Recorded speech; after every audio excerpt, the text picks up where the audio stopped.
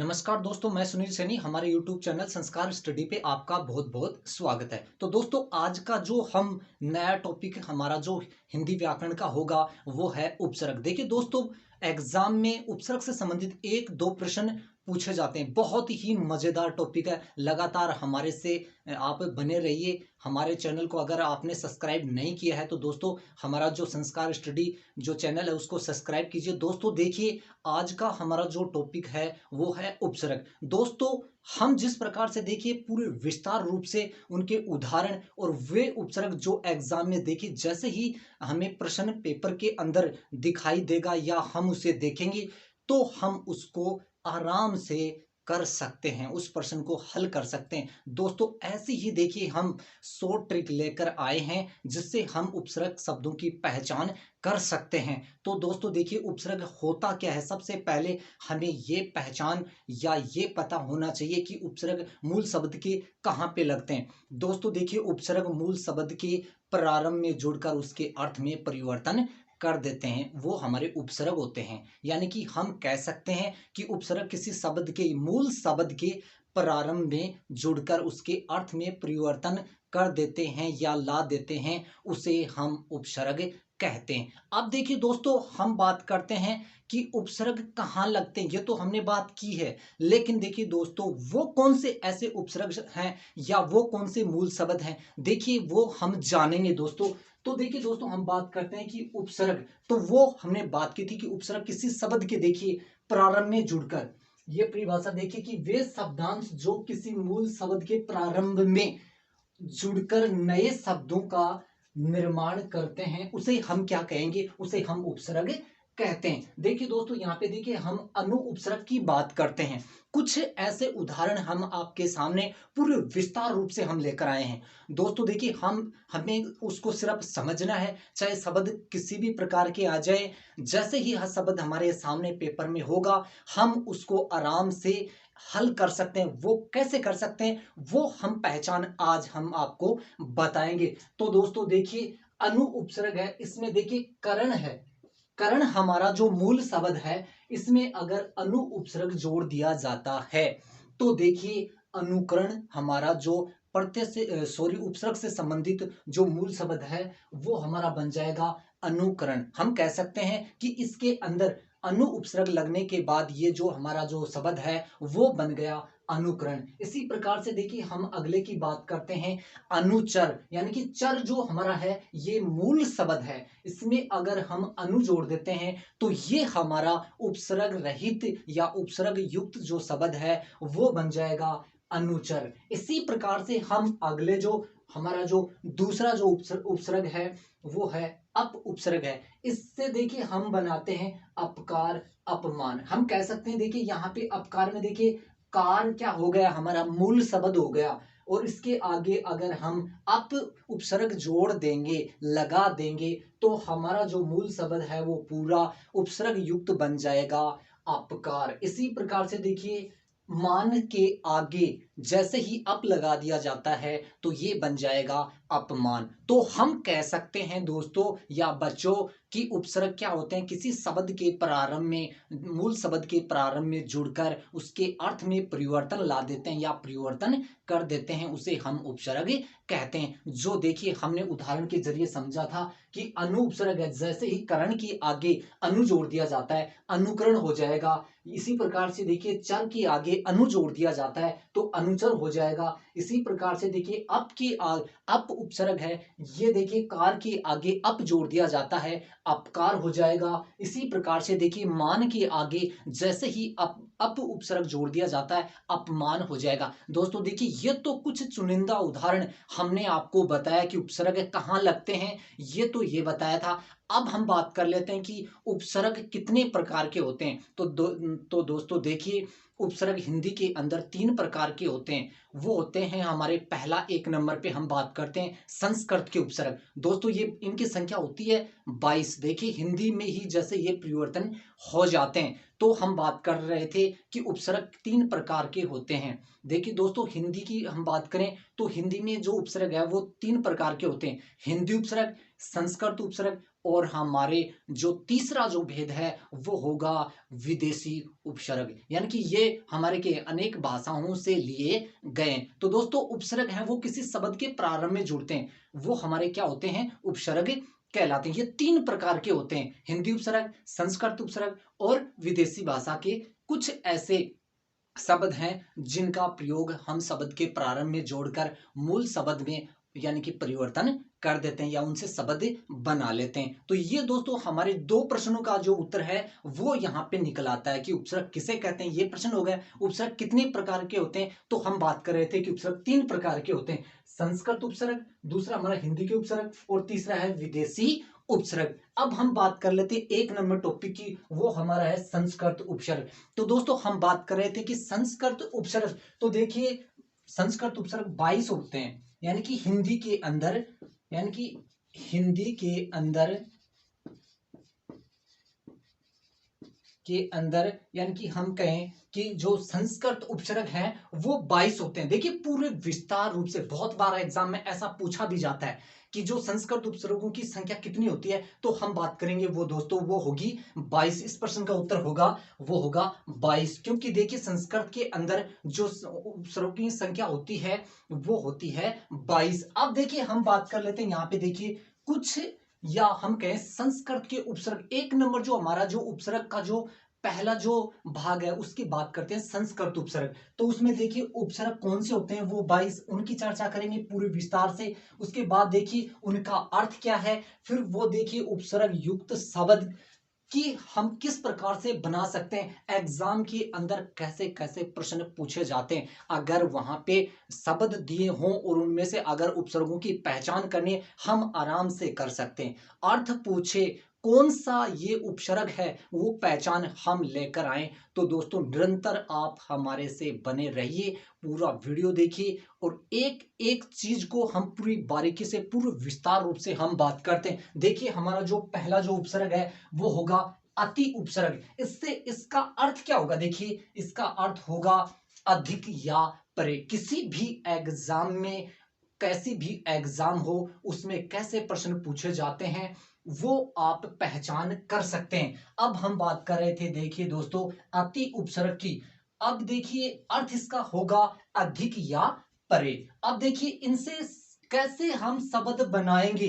देखिए अति उपसर्ग, ये जो हमारा जो मूल शब्द है सय, सय, जैसे ही देखिए अति उपसर्ग लग जाता है तो अति से हो जाएगा। इसी प्रकार से देखिए अतिक्रमण, अति शीघ्र, अत्यंत, अत्यधिक या अत्याचार। दोस्तों इसमें ध्यान रखने योग्य बात यह है, यहां पे देखिए हम बात कर रहे थे कि अति, यहां पे अब हम हमारे मन में एक बात चल रही होगी कि यहां पे देखिए यानी कि आधा तय ही दिखाई दे रहा है, तो यहां पे अति उपसर्ग कैसे हुआ। देखिए दोस्तों इसके अंदर उपसर्ग के अंदर संधि के कुछ नियम होते हैं, उन नियमों का अगर हमने अवलोकन नहीं किया है या वो नियम हमें अगर पूर्ण रूप से पता नहीं है तो हम उपसर्ग शब्दों की पहचान नहीं कर सकते। देखिए उपसर्ग वो शब्द होते हैं जो मूल शब्द के प्रारंभ में जुड़ते हैं, इनका कोई भी स्वतंत्र अस्तित्व नहीं है, ये किसी शब्द के प्रारंभ में जुड़कर ही उसमें परिवर्तन ला देते हैं।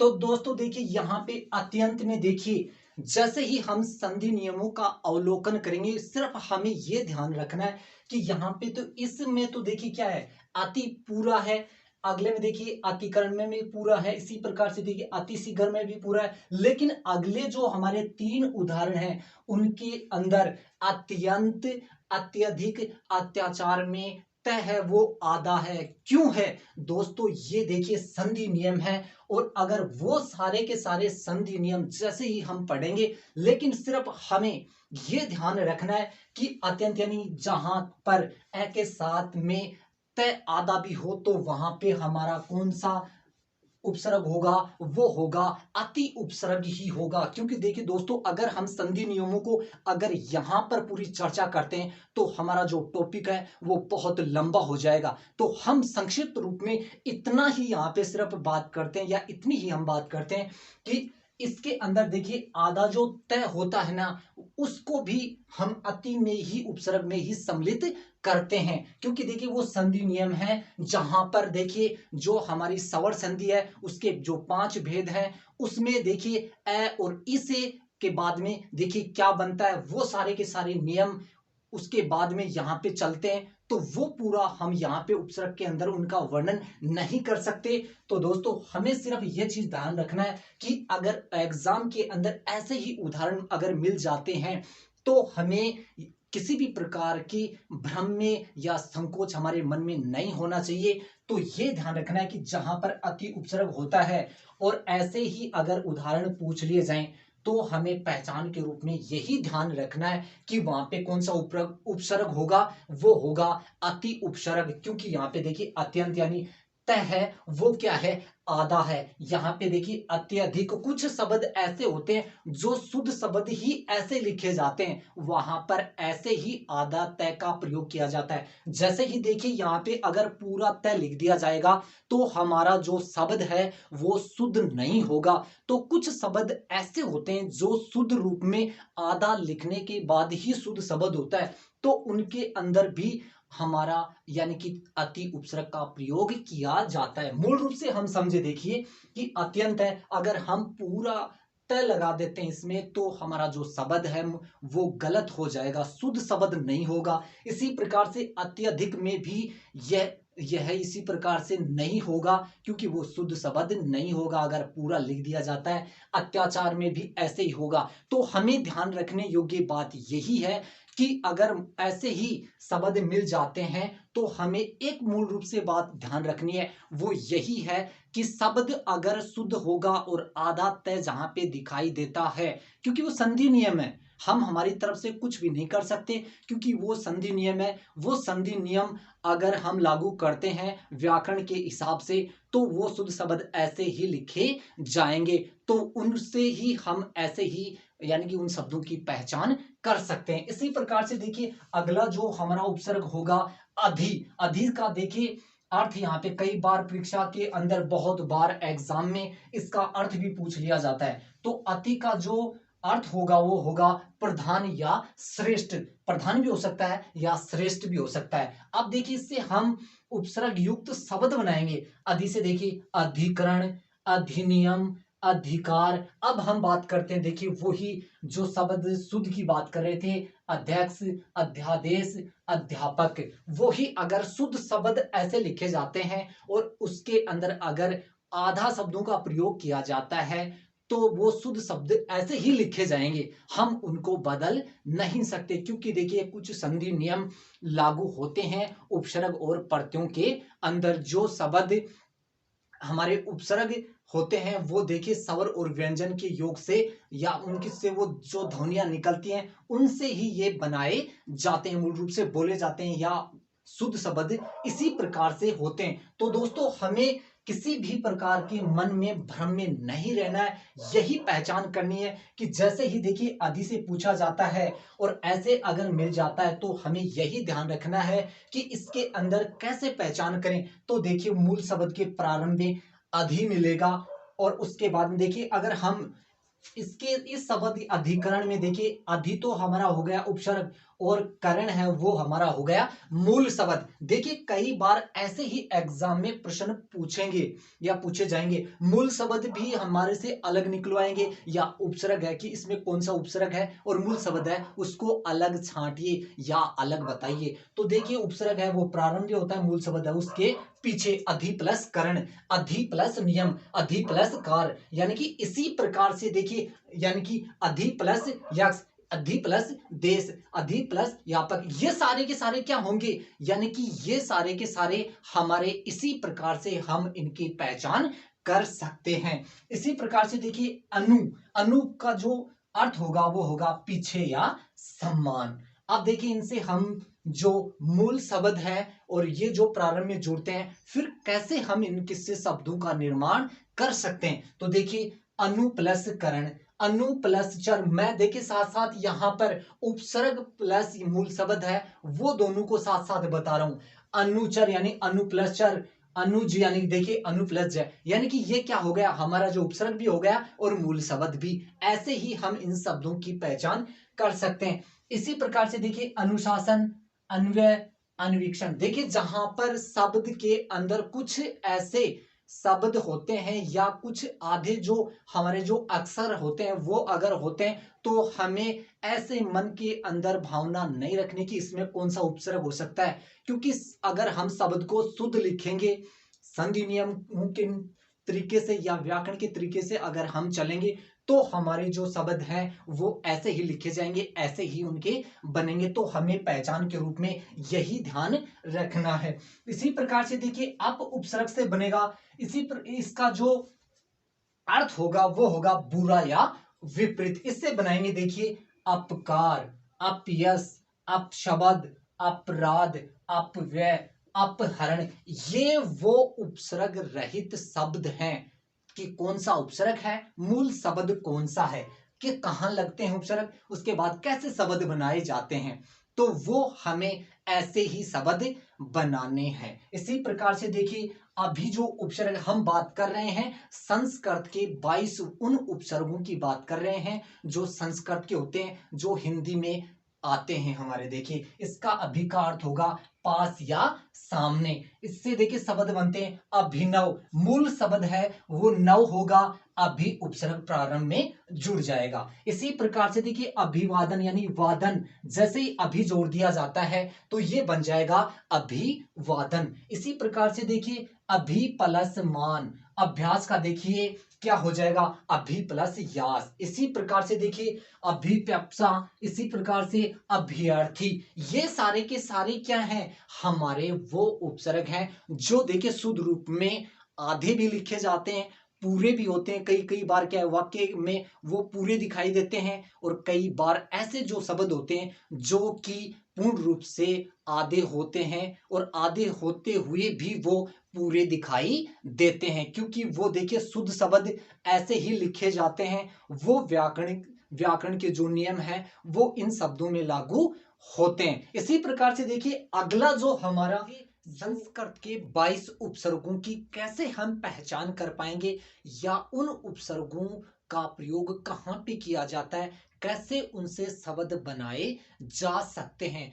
तो देखिए अगला जो हमारा उपसर्ग है वो है देखिए दोस्तों अ उपसर्ग। देखिए हम बात कर रहे थे उपसर्ग, उसके अर्थ और उपसर्ग से कैसे शब्दों का निर्माण किया जा सकता है या शब्द बनाए जा सकते हैं। देखिए परीक्षा के अंदर कैसे कैसे प्रश्न पूछे जाते हैं, हम वो पूरा का पूरा वर्णन विस्तार से कर रहे हैं दोस्तों। देखिए आप अगर इनको समझ जाएंगे एक बार, तो आपका एग्जाम में एक भी प्रश्न गलत होने वाला नहीं है। हम आपको पूरे 100% गारंटी से कहते हैं कि एग्जाम में आप इनकी पहचान कर सकते हैं कि इनमें कौन सा उपसर्ग या इस शब्द में कौन से उपसर्ग का प्रयोग किया गया है। मूल शब्द छांटना भी हम आपको सिखाएंगे या बताएंगे। तो दोस्तों देखिए यहाँ पे अगला जो हमारा उपसर्ग है वो औ। देखिए उसका अर्थ होगा बुरा या हीन, कोई भी, यानी कि बुरा भी आ सकता है या हीन, दोनों ही अर्थ होंगे। अब देखिए इससे शब्द कैसे बनाए जाएंगे। देखिए यहाँ पे अवगुण हमारा जो उपसर्ग रहित शब्द है, अगर देखिए अव इसमें से हटा लिया जाता है तो हमारा मूल शब्द है वो गुण बच जाएगा। इसके आगे जैसे ही हम देखिए अव उपसर्ग लगा देंगे तो अवगुण हो जाएगा। पहले तो देखिए गुण थे, अच्छे भी थे गुण, बुरे भी थे, क्योंकि यहाँ पे कुछ बताया नहीं गया। लेकिन जैसे ही देखिए अव जुड़ गया तो उसमें यह पता चल गया कि कौन से गुण की उसके अंदर यानी कि पुष्टि हो चुकी है, तो वो हमारे हो गए अवगुण हो गए। इसी प्रकार से देखिए अवनति, नति हमारा जो था वो मूल शब्द है, जैसे ही अव उपसर्ग जुड़ गया तो ये बन गया अवनति। ऐसे ही देखिए अवधारणा, अवतार, अव प्लस तार, अव प्लस धारणा, अव प्लस नति, अव प्लस गुण। देखिए हम साथ के साथ मूल शब्द प्लस उपसर्गों की पहचान बता रहे हैं। कैसे हम उपसर्गों की पहचान कर सकते हैं, उपसर्ग मूल शब्दों के प्रारंभ में जुड़कर उस शब्द में या उस पूरे के पूरे शब्द में परिवर्तन कर देते हैं वो हमारे उपसर्ग होते हैं। इसी प्रकार से देखिए आ उपसर्ग का जो अर्थ होगा वो होगा तक या से। इससे देखिए आहार, पहले हमारा जो मूल शब्द है वो है हार, इसके आगे जैसे ही आ उपसर्ग लगा दिया गया तो हमारा हो गया मूल शब्द, यानी कि पूरा का पूरा जो शब्द बन गया आहार। इसी प्रकार से देखिए आजीवन, आ प्लस जीवन, आगार यानी आ प्लस गार। इसी प्रकार से देखिए आगमन, आ प्लस गमन। तो दोस्तों ऐसे ही देखिए इनको समझना है एकदम पूरे विस्तार से, एक भी प्रश्न आपका गलत होने वाला नहीं है। इसी प्रकार से देखिए उत, देखिए यहां पर देखिए आपको दिख रहा होगा तय के नीचे जो हलंत लगा हुआ है वो देखिए यहाँ पे, इसका मतलब यह है कि तय है वो हमारा आधा तय है।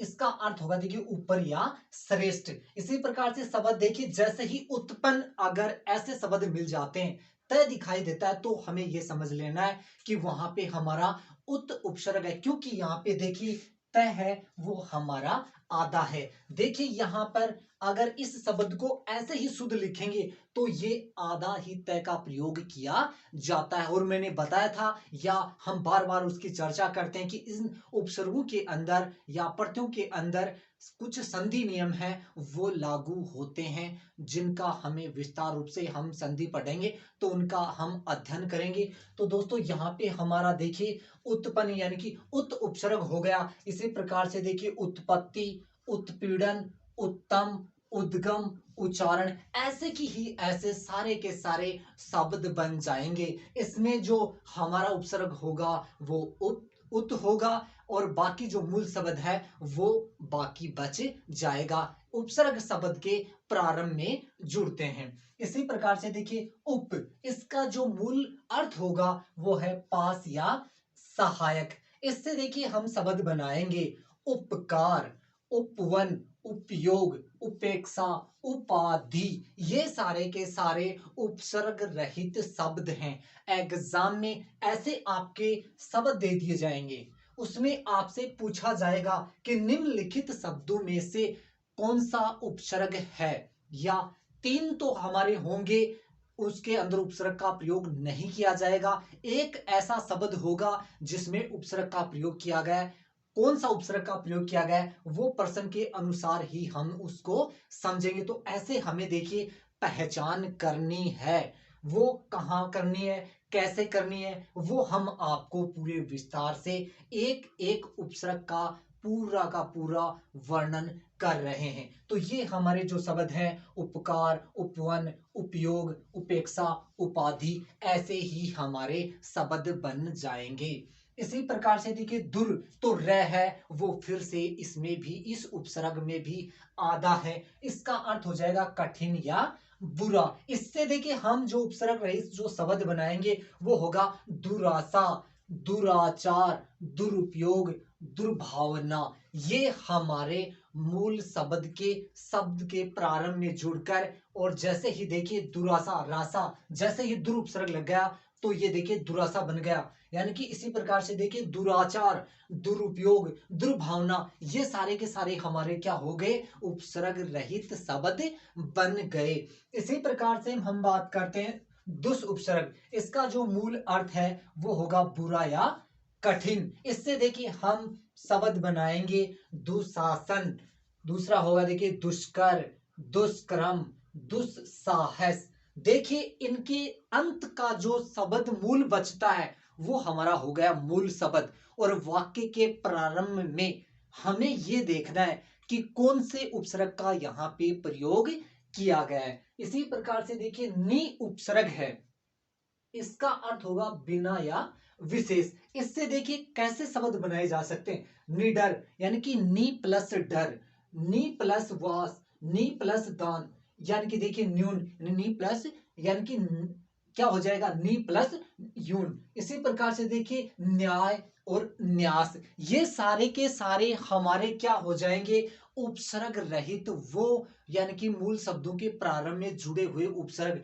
और वो हमारा होगा नि उपसर्ग। क्योंकि देखिए हम इन यानी कि आधा न की हम बात करें तो दोस्तों हम बार बार इसी की चर्चा करते हैं, या बार बार मैं यही बात कहूं कि जब हम इनको शुद्ध रूप में लिखे ऐसे जाते हैं तो उसके अंदर इस उपसर्ग का या नी उपसर्ग का प्रयोग किया जाता है, क्योंकि देखिए मूल शब्द है, उसके प्रारंभ में अगर न आधा न लिखा जाता है, पूरा अगर हम लिखते हैं तो वो हमारा वाक्य शब्द है वो शुद्ध नहीं होगा। और उसमें देखिए मैं बार बार कहता हूं कि वो संधि नियम होते हैं, व्याकरण के अनुसार हम अगर हम चलते हैं तो ऐसे ही ये लिखे जाएंगे, ऐसे ही हमें इनकी पहचान करनी है। इसी प्रकार से देखिए निर, यानी कि फिर से देखिए निर उपसर्ग में रह है वो क्या होगा, आधा होगा। इसका देखिए अर्थ होगा बिना या बाहर। देखिए निर प्लस प्राद, यानी कि निर प्लस प्राद, यानी कि क्या हो जाएगा, निरपराध। इसी प्रकार से देखिए निर प्लस कार, निर प्लस हार, निर प्लस जन, निर प्लस धन, ये हमारे क्या हो जाएंगे, यानी कि ये उपसर्ग रहित तो वो शब्द हो जाएंगे जिनमें निर उपसर्ग यानी कि निर उपसर्ग का प्रयोग किया गया है। इसी प्रकार से देखिए निस है, ये भी स देखिए आधा है, इसका भी अर्थ हो जाएगा वो क्या हो जाएगा, बिना या बाहर। इसी प्रकार से देखिए इसके भी यानी कि निश्चय, निश्चल, निष्काम, निष्फल, निस्तेज, ये सारे के सारे क्या हो गए, हमारे निस उपसर्ग से बनने वाले शब्द होंगे। इसी प्रकार से देखिए प्र उपसर्ग, इसका जो मूल अर्थ होगा आगे या अधिक। इससे देखिए प्र उपसर्ग है, इससे जो शब्द बनाएंगे, मैं बार बार ये कहूं कि उपसर्ग वाक्य के सॉरी शब्द के प्रारंभ में लगाए जाते हैं या जोड़े जाते हैं और नए शब्दों का निर्माण किया जाता है। प्रदान, प्र प्लस दान, प्र प्लस बल, प्र प्लस योग, प्र प्लस चार, प्र प्लस यतन, प्र प्लस भंजन, यानी कि ये हमारे प्र उपसर्ग प्लस में मूल शब्द हो गए। इसी प्रकार से देखिए परा उपसर्ग, इसका जो अर्थ होगा विपरीत या अधिक। हम बार बार उनके अर्थ की चर्चा दोस्तों क्यों करते हैं, क्योंकि बहुत बार एग्जाम में उनके अर्थ के लिए भी पूछा जाता है। देखिए हम अगर पूर्ण रूप से अगर उसका अध्ययन नहीं करते हैं तो वो हमारा अधूरा ज्ञान होगा। देखिए इन उपसर्गों का अर्थ हमें पता होना चाहिए, तभी ही देखिए हम उसका उत्तर कर सकते हैं। तो दोस्तों हम वो पूरा विस्तार रूप से उपसर्ग कौन से होंगे, उनके अर्थ कौन से होंगे, उनसे कैसे शब्द बनाए जाते हैं, कौन से नियम लागू होते हैं, कैसे शुद्ध लिखे जाते हैं, पूरा का पूरा हम साथ के साथ वर्णन कर रहे हैं। तो दोस्तों देखिए ऐसे बनाए जाएंगे परा प्लस जय, परा प्लस भाव, परा प्लस क्रम, परा प्लस मर्स, परा प्लस वर्तन, यानी कि ये हमारे क्या हो गए, उपसर्ग से रहित, यानी कि परा उपसर्ग का प्रयोग इन शब्दों में किया जाता है। बहुत सारे ऐसे शब्द बनाए जा सकते हैं, ये तो सिर्फ हम आपको समझाने के लिए कैसे हम इनकी पहचान कर सकते हैं। तो दोस्तों ऐसे ही वो उपसर्ग होंगे, ऐसे ही वो शब्द होंगे, ऐसे ही वो अर्थ होगा कि कौन सा उपसर्ग है उसका अर्थ कौन सा है, तो हम ऐसे ही हमें पहचान बात कर रहे थे उपसर्ग यानी संस्कृत के उपसर्गों की बात।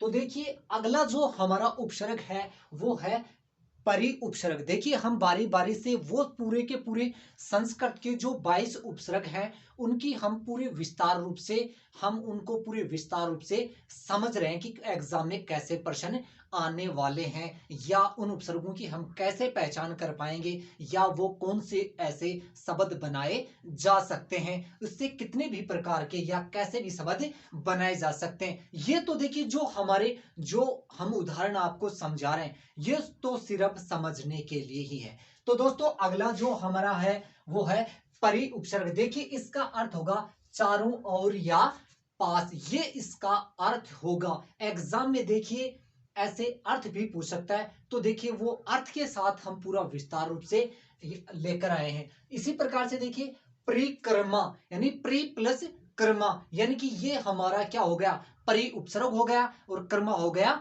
यानी मूल शब्द। किसी भी प्रकार से हम यानी कि ये पहचान कर सकते हैं कि इसमें कौन सा उपसर्ग है और कौन सा इसमें मूल शब्द है। इसी प्रकार से देखिए परिवार, परिपूर्ण, परिहार, परिश्रम, परीक्षा, ये सारे के सारे शब्द क्या हो गए, इसमें देखिए परि उपसर्ग हो गया। अंत में जो शब्द हमारा जो बचता है वो हमारा मूल शब्द हो गया। इसी प्रकार से देखिए प्रति, यानी कि प्रति उपसर्ग में देखिए इसका अर्थ होगा प्रत्येक या विपरीत।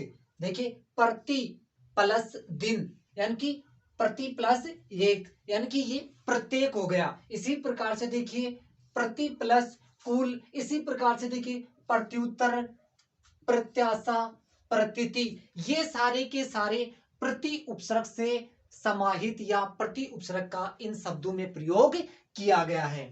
इसी प्रकार से देखिए वि उपसर्ग है, इसका जो अर्थ होगा विशेष या भिन्न। इससे देखिए वी प्लस जय, वी प्लस ज्ञान, वी प्लस देश, वी प्लस योग, इसी प्रकार से व्यवहार। ये देखिए अब आप ये सोचेंगे कि इसके अंदर यानी कि आधा व्यय य और थ यानी कि व्यर्थ। इसी प्रकार से देखिए इसमें भी यानी कि अंत के जो तीन उदाहरण हैं उसमें देखिए आधा यानी कि किसका प्रयोग किया गया है, आधा व का प्रयोग किया गया है। तो आप ये समझेंगे, ये जानेंगे या मन में आपके ये भावना होगी कि ये शब्द कैसे बन सकते हैं या इसके अंदर वी उपसर्ग का कैसे प्रयोग किया जा सकता है। ऐसे ही प्रश्न आपके एग्जाम में पूछे जाने। तो दोस्तों हम बात कर रहे थे वी उपसर्ग की। तो देखिए इसके अंदर कुछ ऐसे शब्द आएंगे जो देखिए व्याकरण के नियम लागू होते हैं या मैं कहूं कि ये शुद्ध शब्द ऐसे ही लिखे जाते हैं। तो देखिए इनमें वी उपसर्ग का ही प्रयोग होगा। इसी प्रकार से देखिए सु, इसका अर्थ होगा अच्छा या सरल, यानी सु प्लस गति, सु प्लस बोध, सु प्लस यश, सु प्लस लभ, ये सारे के सारे उपसर्ग रहित शब्द हो गए जिसकी हम पहचान कर सकते हैं। यानी कि सु उपसर्ग हो गया गति मूल शब्द, सु देखिए बोध, सु यश, सुलभ, ये सारे के सारे क्या हो गए, उपसर्ग से रहित हमारे शब्द हो गए। इसी प्रकार से देखिए सम, मैं है, जैसे ही देखिए यहाँ पे मैं के नीचे हलंत लगा हुआ है, हमें समझ लेना है या हमें समझना होगा कि मैं है वो आधा है। इसका अर्थ होगा अच्छी तरह। यहाँ पे देखिए संकल्प, संतोष, संचार, संयोग, संहार, संरक्षा, ये देखिए इसमें देखिए सम उपसर्ग होगा सभी ही शब्दों में और अंत में जो यानी कि सम उपसर्ग जैसे ही हम इनसे अलग करते हैं तो हमारा जो मूल शब्द है वो बच जाएगा। कल्प, तोष, चार, योग, हार, रक्षा, ऐसे देखिए ये सारे के सारे हमारे जो अंत में जैसे ही हम उपसर्ग को हटा लेते हैं या अलग कर देते हैं तो वो हमारा मूल शब्द बच जाएगा। इसी प्रकार से देखिए अन जो उपसर्ग है ये भी देखिए न आधा है, इसका अर्थ होगा नहीं बुरा या अनुपम। इसी प्रकार से इससे देखिए यानी कि ये अनुपम है, देखिए इसमें यानी कि अनुपम यानी कि अनु प्लस पम, यानी कि कौन सा उपयोग यानी कि उपसर्ग का प्रयोग किया गया है, अन उपसर्ग का प्रयोग किया गया है। इसी प्रकार से देखिए अनंत, अनादि, अनेक, अनागत, जैसे ही हम उपसर्ग इनसे भिन्न करते हैं और जो मूल शब्द हमारा जो बचता है वो हमारा मूल शब्द हो गया और उपसर्ग वाक्य के प्रारंभ में जुड़ते हैं और उस शब्द में परिवर्तन कर देते हैं। तो दोस्तों ये थे हमारे संस्कृत के वो 22 उपसर्ग जो हिंदी में इनका प्रयोग किया जाता है। और देखिए हम विस्तार रूप से उन उदाहरणों को समझेंगे जो संस्कृत में ही हिंदी के रूप में प्रयोग में और भी कुछ हमारे यानी कि उपसर्ग बाकी है जिनकी हम विस्तार रूप से पूरी की बारीकी से हम उनका वर्णन करेंगे, उनको समझेंगे, उनसे हम शब्द बनाएंगे। तो दोस्तों ये थे हमारे वो 22 संस्कृत के उपसर्गों की। तो देखिए दोस्तों, हम इससे पहले देखिए हमने 22 जो संस्कृत के उपसर्ग थे उनकी चर्चा की थी, वो कैसे शब्द बनाए जा सकते हैं उन उपसर्गों से। अब देखिए हम और संस्कृत के कुछ ऐसे उपसर्ग और लेके आए जो देखिए उनसे भी हम शब्द बना सकते हैं। तो वो कौन से होंगे ये भी देखिए संस्कृत से हिंदी में रूपांतरित हुए हैं। तो वो देखिए हमारे जो उपसर्ग होंगे वो कौन से होंगे, उनसे कैसे शब्द बनाए जा सकते हैं, वो पूरे विस्तार रूप से हम उनको समझेंगे। तो दोस्तों हमारा जो देखिए पहला जो संस्कृत का जो उपसर्ग है, इससे पहले हमने 22 जो उपसर्ग थे उनकी चर्चा की थी। अब देखिए संस्कृत के और जो बचे हुए अन्य उपसर्ग हैं उनसे भी देखिए शब्द बनाए जा सकते हैं। तो देखिए अंतर से देखिए कैसे शब्द बनाए जा सकते हैं। अंतर्गत, अंतरिक्ष, अंतरदशा, अंतरराष्ट्रीय, अंतरदेशीय। ये देखिए इससे पहले हमने जो 22 उपसर्गों की बात की थी वो एकदम करेक्ट 22 थे, लेकिन उनसे अलावा और भी उपसर्ग हमारे बाकी बचे हुए हैं जो संस्कृत से हिंदी में रूपांतरित हुए हैं, उनकी हम चर्चा कर रहे हैं। इसी प्रकार से देखिए इससे शब्द बनेंगे पुनर्जन्म, पुनर्विवाह, पुनर्जागरण, पुनरुदय। ये ऐसे शब्द उपसर्ग रहित बनाए जाएंगे। इसी प्रकार से देखिए प्रादुर्भाव, प्रादुर्भूत, ये शब्द बनेंगे। इसी प्रकार से देखिए पूर्व से बनेंगे पूर्वज, पूर्वग्रह, पूर्वानुमान, पूर्वाह, यानी कि पूर्वाह, पूर्वानुमान, पूर्वग्रह, यानी कि पूर्वाग्रह।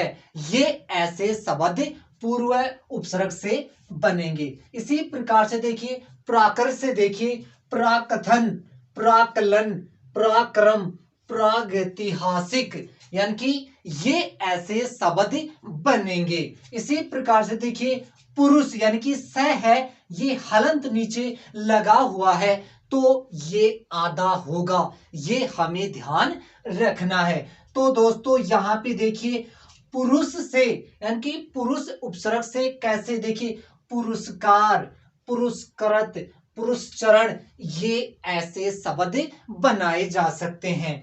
इसी प्रकार से देखिए बहिर, इसमें भी देखिए र है वो आधा है, तो हम कैसे शब्द बनाएंगे बहिर्जात, बहिरंग, बहिर्गमन, ये ऐसे शब्द बनाए जा सकते हैं।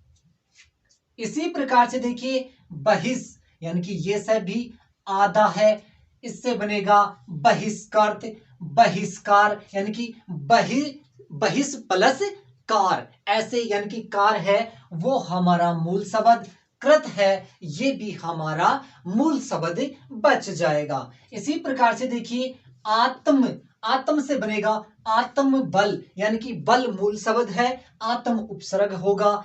आत्मज्ञान, आत्म है वो हमारा क्या हो जाएगा उपसर्ग हो जाएगा, और ज्ञान है वो मूल शब्द हो जाएगा। इसी प्रकार से आत्म चरित्र।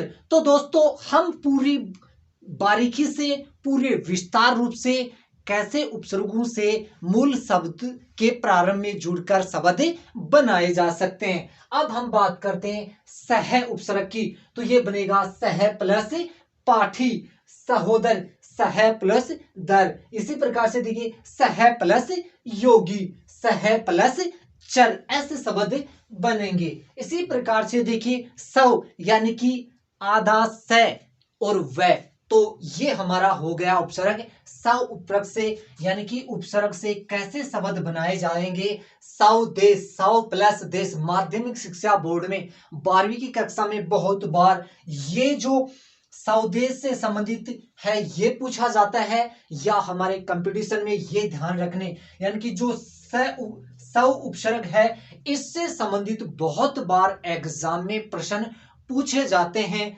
ये बहुत बार पूछा गया, तो इस उपसर्ग को हमें पूर्ण रूप से ध्यान रखना है। सौ प्लस देश, सौ प्लस दिन, सौ प्लस स्वार्थ, यानी कि सौ प्लस राज्य। तो ये हमारे जो है सौ उपसर्ग यानी कि उपसर्ग से ऐसे शब्द बनाए जा सकते हैं। तो पूर्ण रूप से हमें ऐसे समझना है कि उपसर्गों का प्रयोग शब्द के प्रारंभ में किया जाता है। मूल शब्द है, यानी कि जैसे ही हम उस उपसर्ग को उस शब्द से अगर हटा देते हैं तो वो हमारा मूल शब्द कि वो अन्य उपसर्ग कौन से होते हैं और उनसे कैसे शब्द बनाए जा सकते हैं। देखिए दोस्तों, हमने से पहले 22 जो हमारे उपसर्ग थे उनकी हमने चर्चा की थी, विस्तार रूप से हमने समझा था कि उनसे कैसे शब्द बनाए जाते हैं। अब हम बात करते हैं उन और संस्कृत के जो उपसर्ग हैं उनकी हम बात करते हैं कि उनसे हम कैसे उनकी पहचान करेंगे, उनसे कैसे हम शब्द बनाएंगे। तो दोस्तों, अगला जो हमारा उपसर्ग है वो है पुरा। इससे देखिए, पुरा प्लस तन, पुरा प्लस पथ, पंथ। इसी प्रकार से देखिए पुराण, इसी प्रकार से देखिए पुरावशेष। ये सारे के सारे ऐसे ही उपसर्ग रहित शब्द बनेंगे और भी बहुत सारे ऐसे शब्द बनाए जा सकते हैं पुरा उपसर्ग से। इसी प्रकार से देखिए स्यं उपसर्ग से देखिए स्यं प्लस सेवक, स्यं सिद्ध, स्यंवर, स्वयंभू, यानी कि ये सारे के सारे ऐसे ही शब्द स्यं उपसर्ग से बनाए जाएंगे। आविष देखिए आविष्कार, आविष्कृत, ये शब्द ऐसे ही बनेंगे आविष यानी उपसर्ग से। इसी प्रकार से आविर देखिए, यानी कि ये स है देखिए, यानी कि आविष के अंदर देखिए ये स आधा था। इसी प्रकार से यहाँ पे देखिए बीच के अंदर आधा स लगा हुआ है। मूल जो हमारा जो शब्द है वो कार बन जाएगा, बच जाएगा, इसमें कृत आ जाएगा जैसे ही हम आविष उपसर्ग को हटा देंगे। इसी प्रकार से देखिए आविर, आविर्भाव, आविर्भूत, यानी कि ये शब्द ऐसे होंगे जिनसे हम पहचान कर सकते हैं। इसी प्रकार से देखिए प्रातर, यानी कि प्रातः काल, यानी कि प्रातः प्लस काल। इसी प्रकार से देखिए प्रातः वंदना, यानी प्रातः प्लस वंदना। इसी प्रकार से देखिए प्रातः प्लस स्मरणीय, यानी कि ये शब्द यानी कि मूल हमारा जो शब्द होगा वो होगा वंदना, स्मरणीय, ये काल। जैसे ही इनसे हमारा जो प्रातर उपसर्ग हटा दिया जाता है या इनसे अलग कर दिया जाता है। अब हम बात कर लेते हैं इति उपसर्ग की। देखिए जैसे ही हास शब्द के प्रारंभ में अगर हम इति उपसर्ग जोड़ देते हैं तो हमारा जो नया शब्द है वो बन जाएगा इतिहास, इत्यादि, इति प्लस आदि, इति प्लस व्रत, इति श्री, यानी इति श्री, यानी कि ये हमारे इति उपसर्ग से नए शब्द बनाए जाएंगे। इसी प्रकार से देखिए अलम से देखिए अलंकार, अलंकृत, अलंकरण, ये हमारे शब्द होंगे। इसी प्रकार से देखिए तिरस से बनाएंगे तिरस्कार, तिरस्कृत। तत् से देखिए तत्काल, तत्क्षम, तद्भव, तत्काल, यानी कि तत् हमारा क्या होगा, उपसर्ग होगा। बाकी जो हमारा पीछे का जो शब्द बच जाता है जैसे ही हम उपसर्ग को हटा देते हैं तो वो हमारा मूल शब्द हो जाएगा।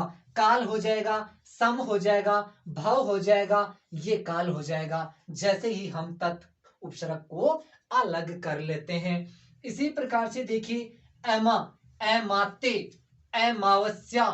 सत से देखिए सजन, सत्य प्लस जन, यानी कि जन, यानी कि सत्य क्या हो गया, हमारा उपसर्ग हो गया, जन क्या हो गया, वो हमारा मूल शब्द बच गया। इसी प्रकार से देखिए सत्य प्लस क्रम, सत्य प्लस कार, सत्य प्लस धर्म, यानी कि धर्म, कार, क्रम और जन, ये हमारे मूल शब्द बच गए। बाकी हम जो बात कर रहे थे यानी कि सत उपसर्ग की, जैसे ही ये देखिए यानी कि सत उपसर्ग इन शब्दों के प्रारंभ में जोड़ दिया जाता है तो ये हमारे उपसर्ग रहित नए शब्द बन जाएंगे। तो दोस्तों ये थे हमारे संस्कृत के वो अन्य उपसर्ग जो हमने ये जाना, ये पहचाना कि इनका उपयोग कहाँ पे किया जाता है। उपसर्ग का स्वतंत्र रूप से प्रयोग नहीं किया जाता, ये सिर्फ शब्दों के प्रारंभ में जुड़कर इनके अर्थ में परिवर्तन कर देते हैं, वो हमारे उपसर्ग कहलाते हैं। दोस्तों हमने बात की थी कि इनसे कैसे शब्द बनाए जाते हैं, कैसे हम पहचान कर पाएंगे, कैसे वो शब्द होंगे, वो हमने पूरे विस्तार रूप से जाना, पहचाना। तो दोस्तों हमारा जो वीडियो है वो आपको पसंद आया होगा, तो हम फिर से ऐसे ही नए टॉपिक के साथ फिर हाजिर होंगे। तब तक के लिए